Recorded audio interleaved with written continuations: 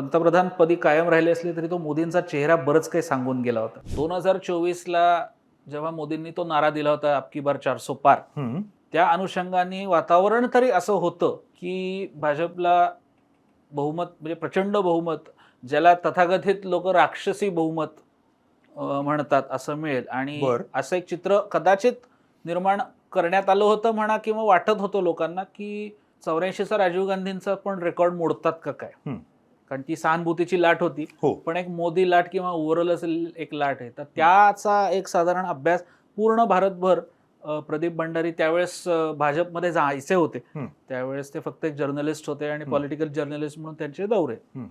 तर त्या अनुषंगाने महाराष्ट्र, बिहार, उत्तर प्रदेश ही जी महत्वाची राज्य जी निर्णायक ठरतात निवडणुकांमध्ये, ते आणि इतर काही छोटे राज्य ह्याचं ते संकलन होतं. आणि ते टॅब्युलर फॉर्म सेफॉलॉजिस्टच्या दृष्टीने एक अभ्यासपूर्ण पुस्तक होतं. त्याचं इंग्लिशमध्ये टायटल होतं मोदी 3.0 बिगर टॉलर स्ट्रॉंगर.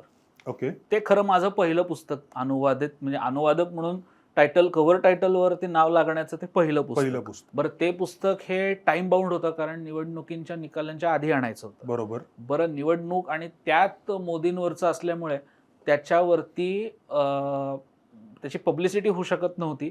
याचं कारण आचारसंहिता लागू होती. त्याची सगळी तयारी झाली, ट्रान्सलेशन झालं, त्याचे करेक्शन्स पटकन केल्या, कारण ते टाइम बाउंड होतं. ते सगळं सबमिट केलं.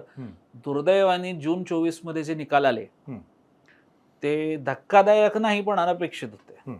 याचं कारण नंतरच अंदाज असा आहे की भाजपचा कोर व्होटर हा फार कॉम्प्लेसंट झाला, बाहेरच पडला नाही, कारण टक्केवारी सुद्धा कमी होती. बरोबर. अपेक्षित मतदानाचीच बेसिक टक्केवारी कमी झाली असल्यामुळे म्हणजे ते येणारच आहेत ह्या एका माहोलमध्ये ते सगळे होते, टेकन फॉर ग्रांटेड.